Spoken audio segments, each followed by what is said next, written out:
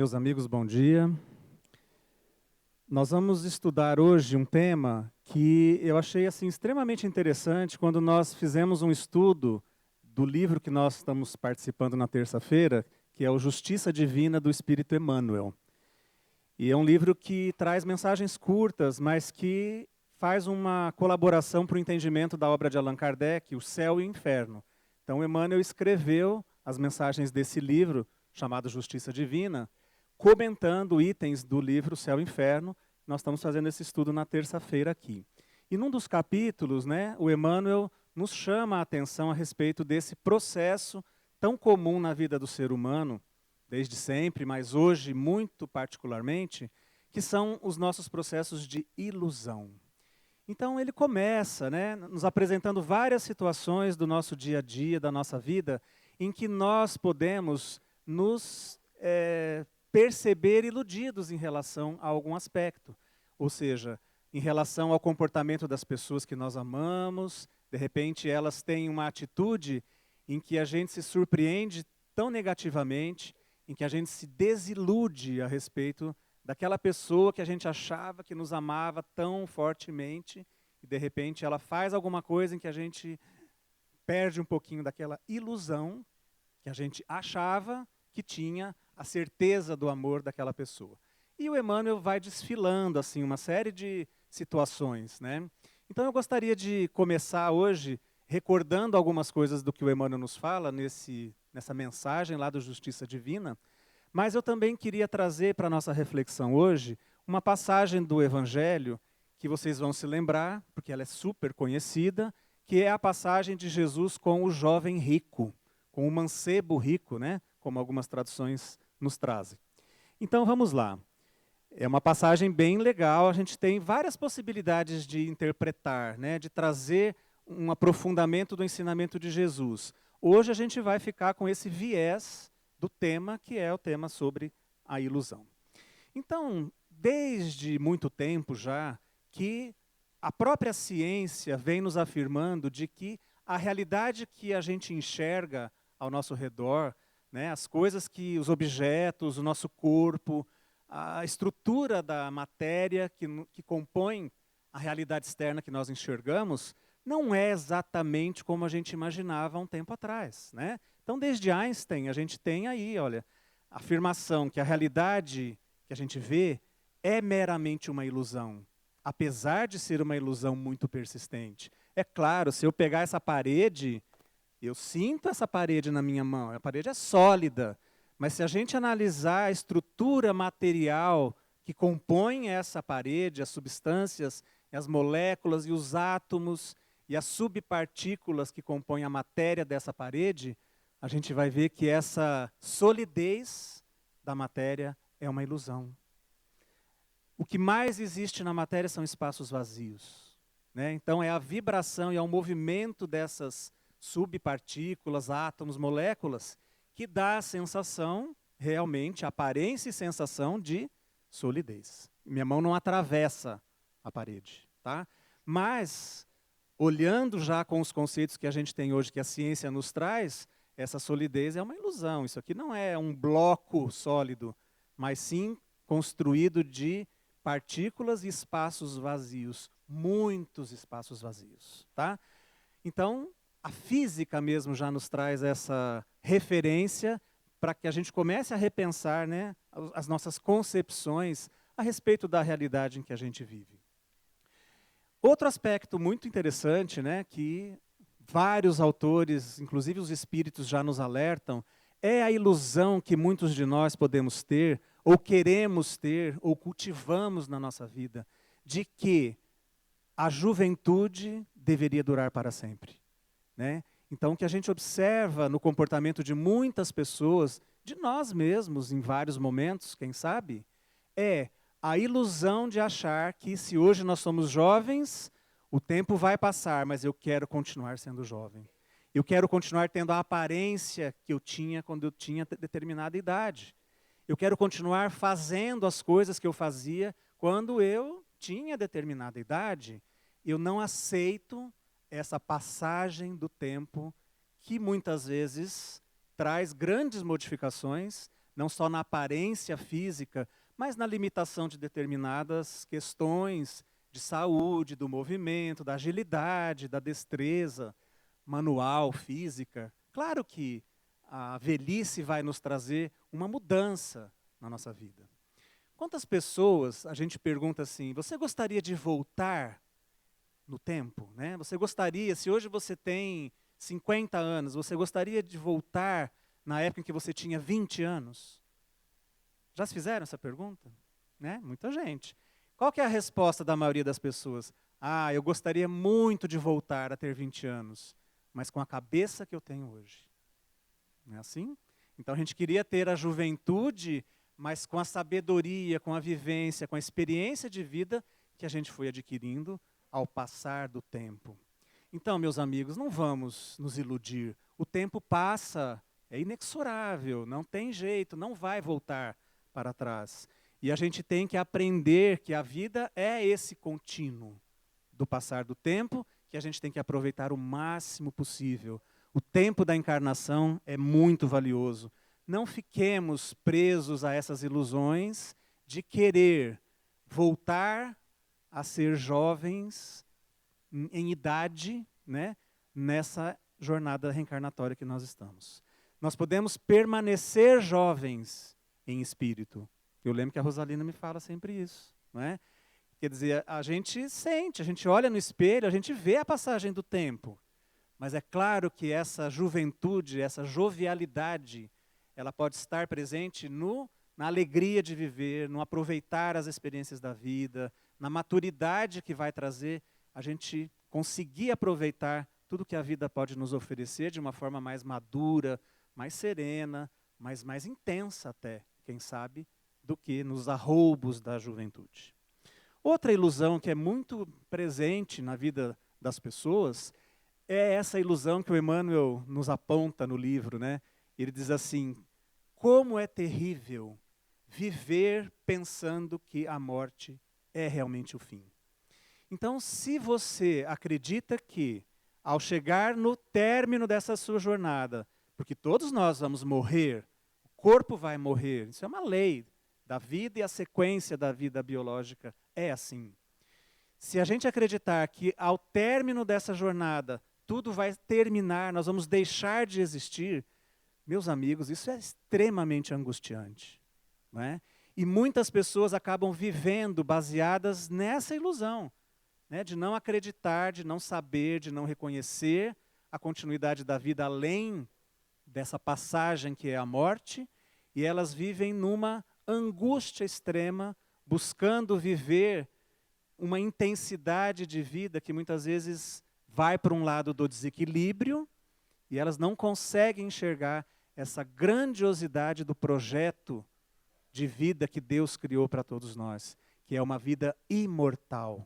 Nós estamos vivendo agora, a morte chegará nessa etapa reencarnatória, nós vamos continuar vivendo na realidade do mundo espiritual, estaremos voltando para novas etapas reencarnatórias, todo aprendizado que a gente tem que continuar fazendo. Então, a morte como fim da vida é uma ilusão.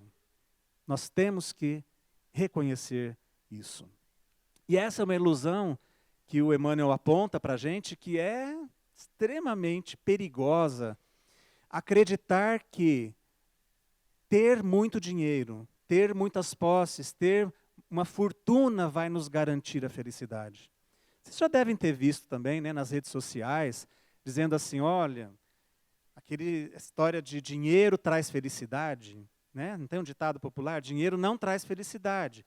Então a brincadeira era essa, né? Dinheiro não traz felicidade, mas leva a gente para Paris, que é quase a mesma coisa, né? É a brincadeira que se faz. Mas será que é isso? Né? Será? Nós vamos ver na história do mancebo rico, do jovem rico da passagem do Evangelho. Será que realmente as pessoas que têm muito dinheiro, elas são realmente felizes? Eu não estou dizendo que o contrário deva ser verdadeiro. Então, para a gente ser feliz, nós temos que ter privação de bens e viver uma vida miserável. Não é isso. Mas é inverter o raciocínio e achar que só quando eu estiver muito rico, com muitas posses, com muito dinheiro na conta bancária, é que eu vou ser feliz. Essa é uma grande ilusão. E muitas pessoas acabam caindo, então, naquilo que nós chamamos, e se chama, de desilusão. Né? A pessoa consegue chegar lá, ela consegue chegar nesse objetivo, nessa meta, de alcançar uma estabilidade financeira plena, sem preocupações mais. Ela tem dinheiro para viver a vida sem preocupações. E mesmo assim, ela vai se encontrar infeliz. Né? Essa é uma ilusão que a gente tem que refletir, nós que estamos vivendo nos ambientes espíritas, né? Porque talvez a gente possa se desiludir muito fortemente após a morte do corpo físico, quando a gente se descobrir lá na realidade do mundo espiritual e acreditar que, por eu ter sido espírita, eu frequentei a casa espírita, eu fui espírita, eu ia lá, tomava passe, eu estudava, frequentei reunião mediúnica, enfim, fui trabalhador voluntário na casa espírita por 40 anos. E acreditar que isso é uma segurança de que o nosso destino após a morte vai estar plenamente conquistado. Nós vamos estar bem felizes no mundo espiritual por isso. Então, o rótulo religioso, meus amigos, é simplesmente algo que nos define aqui. Né? No mundo espiritual, ninguém vai chegar e perguntar para você, você foi espírita? Ótimo, você vai para o nosso lar e você vai viver uma vida feliz aqui no mundo espiritual. Você não era espírita? Você vai para um lugar inferior. Não existe isso. O que importa é aquilo que a gente é.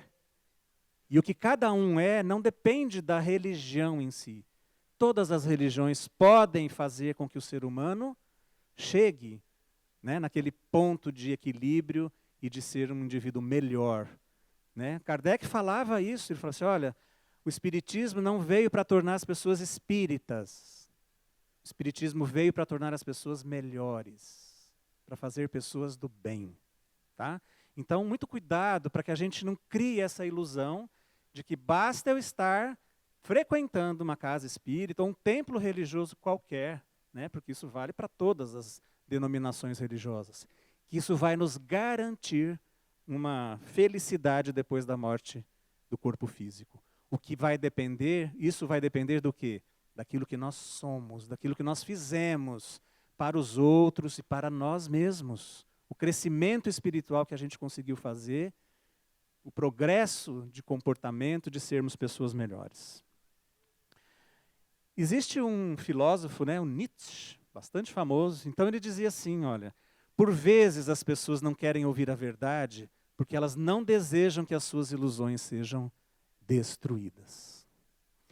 E existe também, né, uma frase, vou falar aqui a respeito de uma ilusão muito perigosa, depois eu quero mostrar uma frase bacana para vocês também. Viver uma ilusão, meus amigos, que aí a gente já vai enganchar na história do mancebo rico do Evangelho, que é chamada a ilusão do ego. O que é o ego no ser humano? Existem várias posições dentro da psicologia, né? Então, aqui a gente vai trabalhar mais com o conceito da psicologia transpessoal, que a Joana de Ângeles, que é um espírito que desenvolveu toda uma sequência de obras, nos apresenta através do Divaldo Pereira Franco. Então, a Joana de Ângeles diz assim, que o ego é aquela porção nossa que quer mostrar algo para os outros. Tá? É aquela porção que quer fazer uma demonstração de segurança, de poder, de sabedoria, de inteligência, de amorosidade, mas que aquilo não corresponde exatamente àquilo que a pessoa é intimamente. Aquilo que nós somos, aquela verdadeira essência lá no nosso íntimo, a Joana de Ângeles chama, junto com a psicologia transpessoal, de self. Né? O eu mais verdadeiro, o eu, a essência verdadeira de cada um de nós. Então, quando a gente vive tendo ações baseadas no ego, normalmente a gente está buscando o quê? Fama. Então, a pessoa quer ser famosa, ela quer ser conhecida. Se ela for uma pessoa famosa e conhecida, ela vai se sentir importante, ela vai se sentir que é uma pessoa boa. Ela vai se sentir bem na vida, se ela tiver fama. Ou poder. Então ela busca galgar nas hierarquias onde ela possa estar presente, até mesmo na casa espírita, em qualquer ambiente, na política. Então a gente vê muito isso, né? Estamos vivendo muito isso. Aquele jogo, aquela luta de egos, de você querer ter mais poder, porque se você estiver lá em cima, no topo do poder, todo mundo embaixo vai obedecer você. Olha como você é forte, olha como você é poderoso, olha como você é importante. E a pessoa acaba se sentindo assim, simplesmente por esse jogo de estar lá no topo do poder. Ou então ela quer aprovação, né? Aquela aprovação que tem que vir por qualquer coisa. Olha, então eu vou fazer um bolo muito gostoso, mas porque eu quero agradar as pessoas que vão comer esse bolo. E quando eu servir esse bolo, todo mundo vai dizer assim, nossa, que bolo gostoso, olha como você cozinha bem, olha como você é uma cozinheira, um cozinheiro bacana, né? Olha como que você sabe fazer bem essas coisas. E a gente se sente bem importante, bem aprovado. E quando a gente não recebe essa aprovação, nosso mundo desaba. E a gente fica lá embaixo, necessitando que as pessoas nos elogiem constantemente. De como nós somos bons naquilo que a gente se propõe a fazer. Isso é um jogo do ego. Porque se eu quero fazer um bolo, e se eu sei fazer um bolo, e se eu quero servir esse bolo, eu faço isso porque eu sei fazer, porque esse é o meu talento, porque esse é o meu desejo. E se o elogio e a aprovação vêm, ok, vai ser bom, a gente gosta e precisa, todo mundo gosta disso. Mas eu não posso condicionar o meu equilíbrio, o meu bem-estar a esse elogio que eu preciso desesperadamente que os outros me deem. Percebem a diferença? A gente tem que fazer porque a gente quer, porque aquilo vem de dentro, que aquilo vem do self e não do ego. Essa é uma grande diferença. Então, no fundo, né, tudo isso a gente busca por quê? Para nos sentir seguros, né? Eu preciso ter fama, poder, aprovação para me sentir seguro. Muito bom. Até tem essa, né, um xistizinho ali, olha, apresentando os animaizinhos de estimação. Esse é meu cachorro, meu gato, meu ego, né? Porque todo mundo tem, e tem gente que tem um bem grandão e faz questão de, né, que ele esteja presente ali nas apresentações. Essa frase que eu iria dizer para vocês, né, atribuída ao Chico Xavier, né, tenho um pouco de dúvida, mas achei que pela mensagem valeria a pena trazer para vocês. A desilusão é a visita da verdade. Então, quando a gente se desilude de alguma coisa, né, quando eu perco aquela ilusão, poxa, imaginava que aquela pessoa era tão minha amiga, imaginava que os meus filhos me amavam tanto e de repente eles foram embora. Eles nem ligam quase para mim. Aquela desilusão que a gente, né, acorda, parece que para uma realidade diferente do que a gente imaginava ser, é a visita da verdade. Então, quando a gente se desilude, uma desilusão amorosa, né, tão comum aí, ainda nos dias de hoje, as pessoas acreditarem e apostarem todas as suas fichas de felicidade em alguém lá fora. Mas a felicidade não está nas mãos de alguém lá fora. Tá? Então, quando a gente se desilude, em qualquer aspecto que seja da nossa vida, na verdade, isso é uma coisa boa. Isso vai nos trazer de volta para algo mais ligado à realidade de verdade que nós estamos vivendo, né?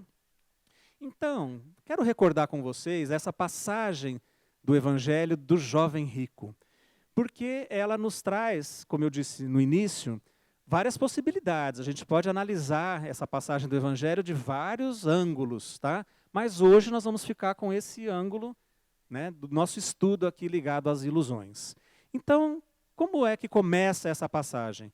Jesus estava fazendo uma pregação lá, como fez, né, o tempo inteiro no seu missionário, e aí ele estava terminando de falar, quando de repente se aproximou dele, a gente vai ver até em que circunstâncias isso aconteceu, um personagem que os evangelistas definem até de alguma forma diferente, né? No Evangelho de Marcos, ele cita como um homem, simplesmente. O evangelista Lucas fala que era um príncipe, ou seja, era um homem rico. E o evangelista Mateus fala que era um jovem. Então, quando a gente soma essa descrição, a gente poderia dizer, olha, era um jovem príncipe. Então era um jovem rico que chegou e se aproximou de Jesus para pedir uma orientação. Como foi, né? Jesus então estava pregando e, na verdade, nessa altura da história da missão de Jesus, ele estava subindo para Jerusalém. Ele ia já para as festas da Páscoa. Então ele estava no fim já do seu período de pregação, porque, né, depois disso ele iria ser preso e crucificado. Então ele estava lá nesse caminho, nessa trajetória de ir para Jerusalém. E ele estava fazendo uma pregação, né, dando um ensinamento, que vocês vão se lembrar também, que era falar sobre as crianças. Lembram? Quando Jesus estava passando e um monte de crianças acabou se aproximando, se cercando de Jesus, e os discípulos tentaram distanciar, né, afastar as crianças ali do mestre, e ele falou assim, não, deixar vir a mim as criancinhas, não é? Vocês lembram disso? Porque ninguém entrará no reino dos céus se não se assemelhar a algum deles. Então esse foi o ensinamento dado por Jesus imediatamente antes da entrada desse personagem que era o jovem rico. Então Jesus falou, pegou uma criança no colo, né, deu aquele ensinamento e ok, eles iam partir já para uma outra situação, um outro lugar. Quando o jovem, então, se aproximou de Jesus. E, na verdade, o Evangelho diz o seguinte, que esse jovem correu até Jesus. Então, esse fato, né, esse verbo utilizado no texto do Evangelho, tem um significado interessante, porque, veja bem, uma multidão cercava Jesus. Esse jovem príncipe, ou seja, um rico jovem judeu, quis realmente falar com Jesus. Então ele venceu os obstáculos, a multidão que ainda cercava Jesus, que Jesus já ia indo embora de onde eles estavam. Então ele foi correndo até Jesus. Correr até Jesus significa que ele queria um ensinamento. Ele precisava de um ensinamento. Ele queria realmente ouvir esse ensinamento de Jesus. E, curiosamente, ele se ajoelhou. Então, de alguma forma, também mostra que ele estava ali querendo receber o ensinamento humildemente. Ele reconhecia que Jesus era o mestre. Inclusive ele fala, bom mestre. Ele começa o relato dizendo assim. Então, tudo isso para a gente perceber que ele não chegou até Jesus arrogante. Ele não chegou lá e falou assim, manda chamar o Jesus que eu quero falar com ele. Porque ele era um príncipe, ele era rico, ele poderia até tentar fazer isso. Tá? Mas não, ele foi correndo até Jesus e se ajoelhou para pedir o ensinamento. E que ensinamento ele queria? Ele perguntou assim, o que eu tenho que fazer para entrar na vida eterna? Ou seja, o que eu preciso fazer para conseguir um destino bom para a minha vida após a morte, para assegurar esse meu destino bom depois da morte? E Jesus respondeu para ele, segue os mandamentos da lei. Né? Ele era judeu, então os judeus tinham que obedecer os mandamentos da lei, os preceitos de Moisés. E ele então falou, olha, né, segue os mandamentos. Se você seguir, você vai alcançar essa vida eterna, você vai entrar com júbilo na vida eterna. E ele disse assim, quais mandamentos? Olha que interessante a pergunta. Ele era judeu, ele era educado nos preceitos da lei mosaica. É claro que ele sabia os mandamentos. Mas ele quis ainda saber, mas quais mandamentos? Né? E Jesus cita no Evangelho os mandamentos do Velho Testamento. Tá? E aí ele responde para Jesus, não, mas isso eu já faço. Desde a juventude, desde a infância. Eu já sigo esses mandamentos, esses preceitos, essas leis. E aí, muito bacana, né?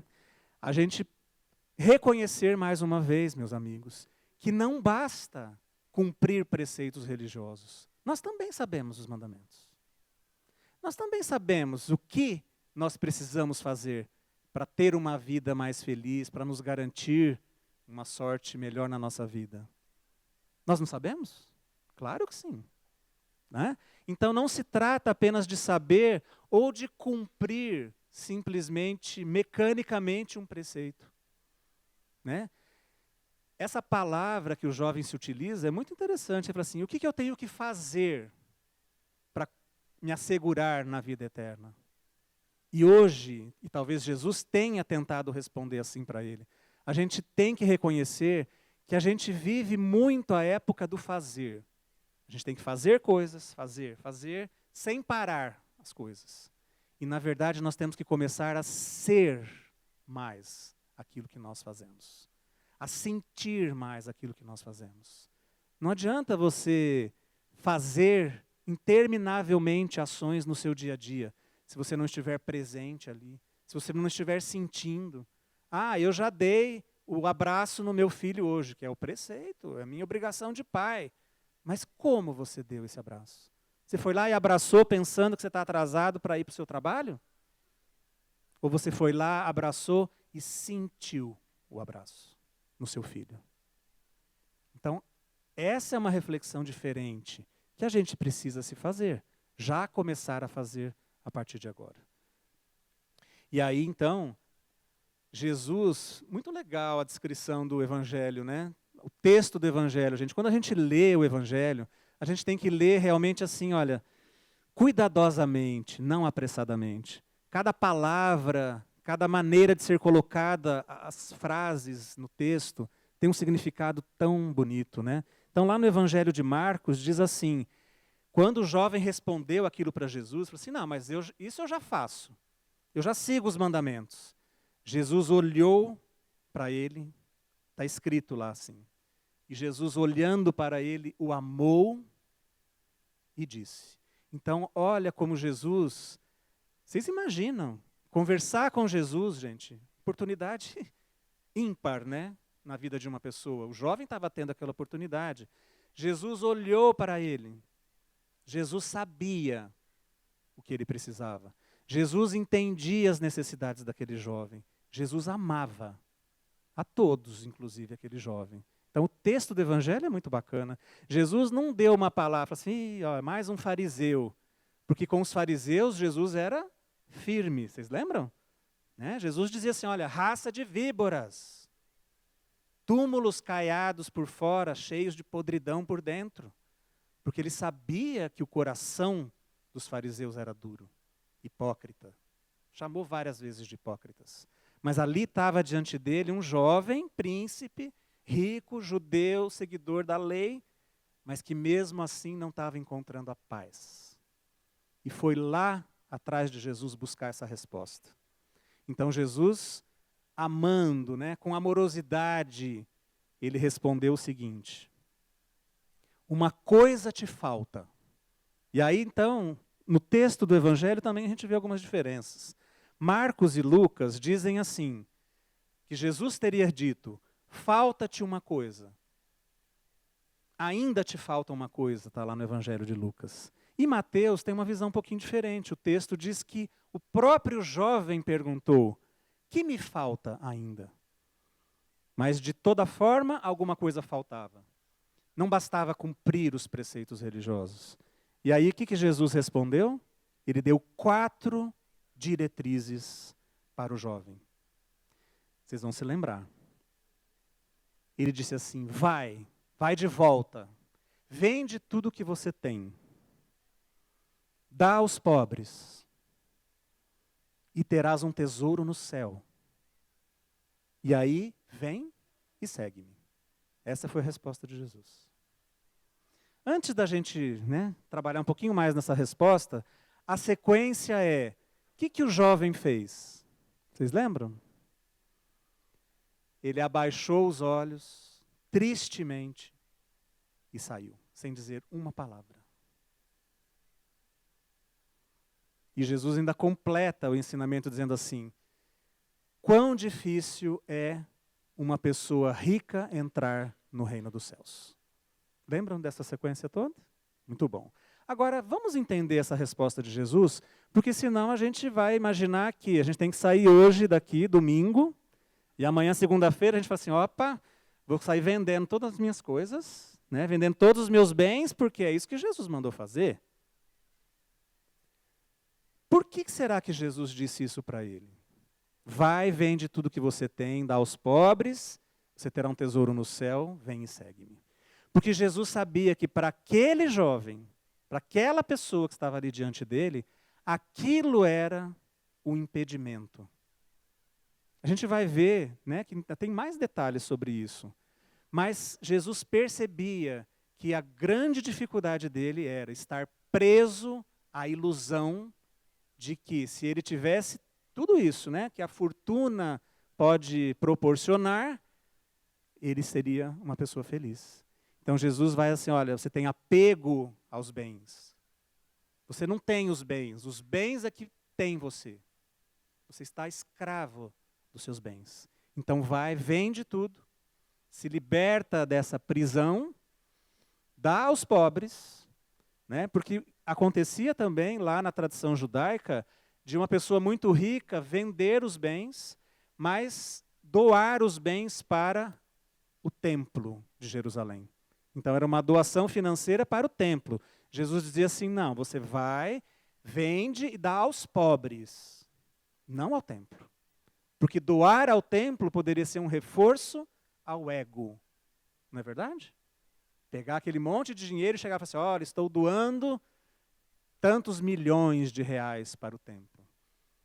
Todo mundo ficaria, mais uma vez é o ego agindo. Então Jesus diz, não, vai, vende, dá aos pobres. E você terá um tesouro no céu. Aqui ele poderia ter vários tesouros, né? Várias posses, várias propriedades, enfim, o que na época se era permitido. Mas se você fizer isso, você vai construir um tesouro no céu para você. O seu tesouro, único. E, depois disso tudo, vem e segue-me. Que conselho Jesus deu, né? Fácil para o jovem, não é?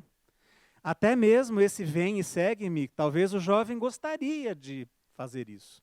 O jovem gostaria de seguir Jesus, de acompanhar as pregações de Jesus, de entender mais sobre o que Jesus falava. Mas eu me lembro, se vocês vão se lembrar também, mas no início do Evangelho, quando Jesus começou a sua pregação, muitos disseram assim, Jesus, aonde você for eu vou. Está escrito lá. E aí Jesus fala assim, as raposas têm os seus covis, as aves do céu têm os seus ninhos, mas o Filho do Homem não tem uma pedra para recostar a cabeça. Você quer me seguir? Eu não tenho casa. Eu vou, meu trabalho, minha missão é essa. Eu vou ali pregando por onde aparecer. Você está disposto a isso? Então, seguir Jesus envolveria muitas coisas, inclusive naquela época. Seguir Jesus hoje, Jesus não está mais fisicamente entre nós. A gente não vai ir atrás do mestre como as pessoas iam nas multidões, por onde ele fosse. O que será que significa, então, seguir Jesus hoje? Vem e segue-me. Nós vamos ver daqui a pouquinho. E aí, então, né, tá lá o desfecho. O jovem foi embora triste porque ele possuía muitos bens. Jesus até fala, né, como é difícil para aquele que tem muitas riquezas entrar no reino dos céus. As riquezas, achei muito interessante essa informação. A cultura judaica da época também entendia o seguinte, se você era uma pessoa rica, isso era algo, uma bênção de Deus, era um favor especial de Deus. E a pobreza, na verdade, era encarada assim, como uma falta de fé, ou que aquela pessoa não tinha a aprovação ou o agrado de Deus. Então, uma pessoa muito rica, ela era super bem vista. Ela fala assim, nossa, se ela é rica, se Deus pôs a riqueza na mão dessa pessoa, é porque essa pessoa é boa, porque essa pessoa é justa, porque essa pessoa é merecedora dessa riqueza toda. Essa era a cultura da época. Não se pensava assim, para conseguir tudo aquilo, a pessoa roubou, mentiu, matou e etc. Né? Eles entendiam assim. E aí, quando Jesus falou isso, então você vai, vende a sua riqueza, fica pobre, vem e segue-me. Os discípulos ficaram assustados, né? Espantados, todo mundo ficou espantado. Mas como? O objetivo não é conseguir a riqueza para Deus comprovar que nós somos agradáveis a Ele? E Jesus, né, dá exatamente a informação oposta. Até um dos discípulos diz assim, então quem se salvará? né? Porque se está todo mundo assim, o negócio é ser pobre. Então, olha como a gente tem que entender de uma maneira mais profunda a questão do Evangelho. Existe uma passagem logo na sequência, que a gente não vai entrar nela aqui, onde Jesus fala assim: então é mais fácil um camelo passar pelo buraco da agulha do que um rico entrar no reino dos céus. Lembram disso? Né? Dá muita discussão. Claro, meus amigos, que a mensagem de Jesus, nessa resposta ao jovem rico, não é que a riqueza é, então, um empecilho para você conseguir entrar no reino dos céus. Para ele, era. O propósito dessa informação não é dizer que a gente tem que abandonar, que a riqueza é um empecilho pleno e total para todos. Kardec estudou muito bem isso, né, no Evangelho segundo o Espiritismo, lá no capítulo 16. Não podemos servir a Deus e a Mamon. Inclusive, essa passagem do jovem rico está nesse capítulo. E lá está muito bem explicado, né, esse seria um outro ponto que a gente poderia, em outro momento, discutir. A utilidade providencial da riqueza, que a riqueza vai para as mãos das pessoas para que elas passem por essa prova e saibam como lidar bem com essa situação. Então, a questão não é ter posses, dinheiro, riquezas na vida. A questão é como nós nos ligamos a essas coisas.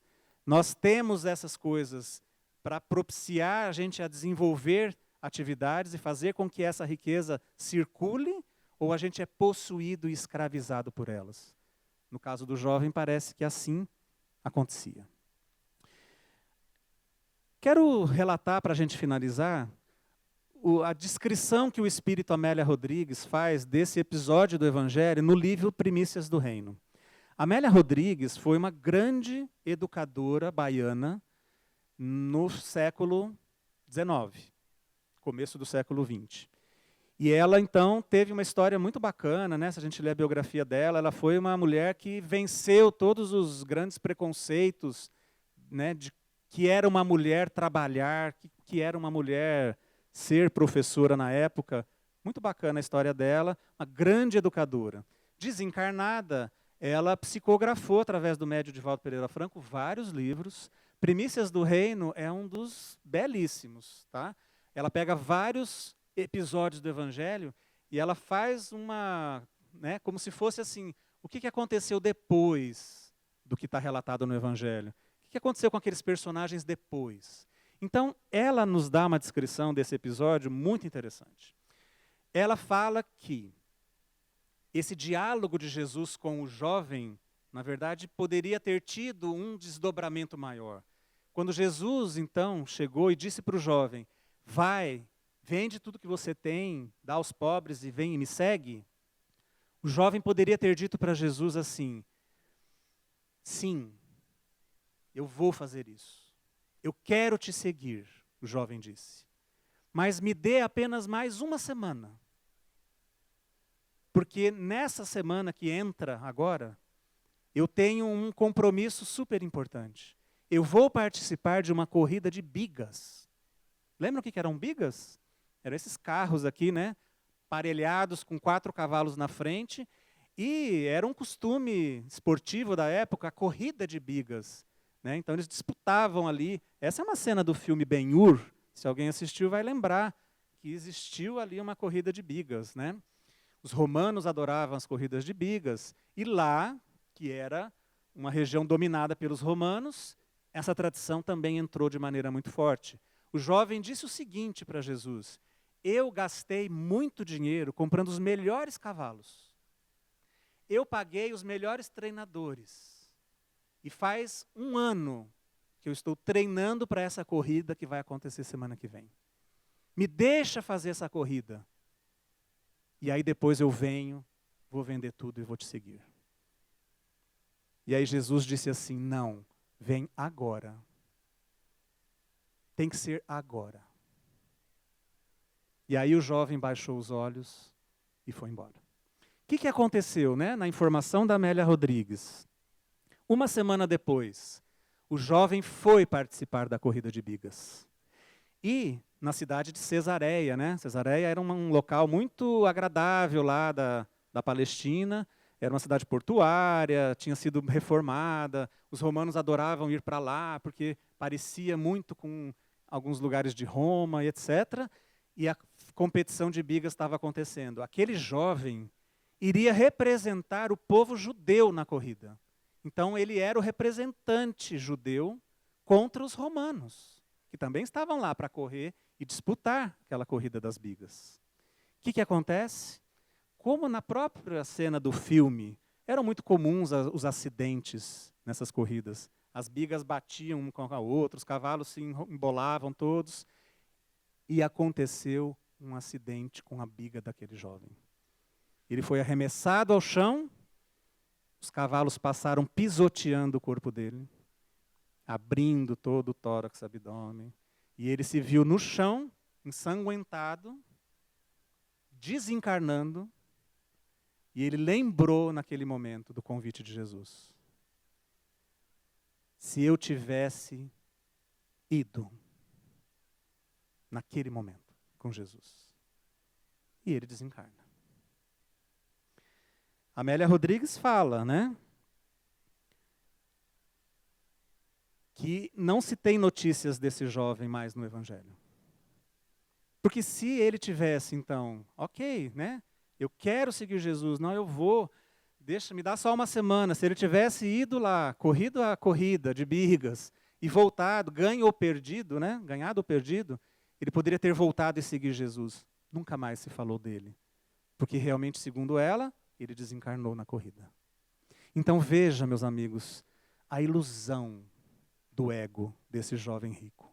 Porque ele queria, talvez nem tanto a questão de vender os bens, mas ele queria ser o representante do povo judeu contra os romanos. Ele queria ganhar a corrida. Ele queria ser importante por ganhar a corrida. Então essa atitude do ego ocasionou todo esse destino aí depois para ele, né? Ok. Mas em que momento,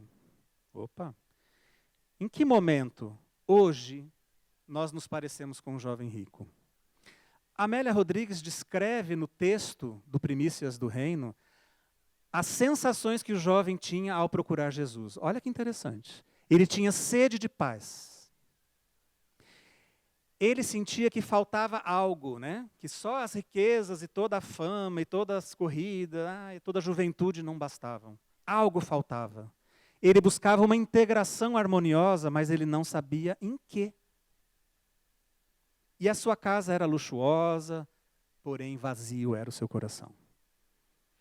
Eu pergunto para vocês, se essas sensações do jovem rico do Evangelho se parecem com as nossas sensações nos dias de hoje, no mundo moderno que nós vivemos, na vida atribulada que nós vivemos. Será que nós não sentimos também em algum momento sede de paz íntima? Será que nós também não temos aquela sensação de que está faltando alguma coisa? Mesmo que a gente tenha dinheiro, mesmo que a gente tenha uma profissão, mesmo que a gente tenha uma família, mas algo parece que está faltando, né? Essa integração que a gente não sabe em que. Em que seria? Nos integrarmos com o quê? Eu aposto na resposta de que seria com Deus. E Deus está em toda parte, inclusive dentro de nós, né? Então essa busca do ser humano por essa integração maior. E não adianta a gente ter e trabalhar e para conseguir as coisas e para ter riquezas e para ter bens e para ter dinheiro e ter o coração vazio.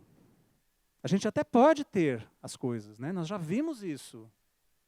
Mas a questão é, não basta somente isso. Será então, meus amigos, que o que nós sentimos hoje não se parece com o que o jovem rico sentia na sua vida, naquele momento, em que ele buscou Jesus para obter essa resposta? E ele obteve a resposta. Mas ele fez uma opção do ego. Jesus responde para ele: uma coisa te falta. O que será que nos falta, né? Eu acho que a gente deveria refletir hoje sobre isso. Uma coisa nos falta. nos falta. O que será? Essa resposta é de cada um, não tem resposta aqui no slide. Uma coisa te falta. Jesus deu a resposta para ele naquele momento. Genericamente, a gente poderia traduzir: não viva somente pelo ego. Mas então cada um tem que traduzir isso na sua vida. O que é que te falta para você ser feliz, para você ter paz, para você ter o coração cheio de mais amor? Né? E que atitude nós tomaríamos diante do convite e da lição de Jesus? Última pergunta. Então Jesus está dizendo assim, olha, vai, faz o que você tem que fazer, vamos colocar genericamente assim, vem e segue-me. Agora. Agora. Será que nós iríamos? Ou será que a gente falaria, não, Jesus, espera mais uma semana, deixa eu só ir lá fazer não sei o que eu tenho que fazer? Poderia ser tarde demais, como foi para o jovem. Então o convite de Jesus é assim, olha, vem e segue-me agora. Jesus não está encarnado aqui para a gente seguir passos físicos dele. Ele quer seguir, todo mundo entendeu, né? Que a gente siga os ensinamentos, a proposta, a filosofia do Evangelho. E eu vejo que isso, meus amigos, vai no sentido da gente analisar quais as nossas ilusões. Em que nós estamos perdidos ali na vida, sem enxergar com clareza o que é a vida de verdade. Vamos perder as ilusões, é muito bom. A ilusão é a chegada da verdade, a desilusão, não é? Então vamos olhar a vida como ela é, aquilo que nós somos, aquilo que nós precisamos fazer. E fazer. O ensinamento do Evangelho, perfeito. Mais uma vez. Eu espero que a gente possa ter esse momento de reflexão. Aqui nessa manhã, logo depois que a gente encerrar agora, né, nos momentos que antecedem o nosso passe, vamos ficar em silêncio. Para a gente refletir, a gente precisa de silêncio. Tá? O momento em que a gente está na reunião aqui, aguardando o passe, ou logo depois do passe, a gente volta para as nossas cadeiras, continua meditando em silêncio. Terminou a reunião, nós vamos tomar o chazinho, bacana, aí nós vamos comentar, dar os abraços, comentar da semana, tudo que a gente quiser na nossa convivência fraterna ali. Mas aqui no nosso salão, é importante a gente cultivar o silêncio e a reflexão. O tema de hoje nos proporciona tudo isso. Então, quero agradecer imensamente a atenção de vocês e recomendar que a gente possa, né, buscar essas respostas. Minha sugestão de leitura, Primícias do Reino, da Amélia Rodrigues, porque realmente ali tem um manancial de informação extremamente rico para todos nós. Muita paz a todos, muito obrigado.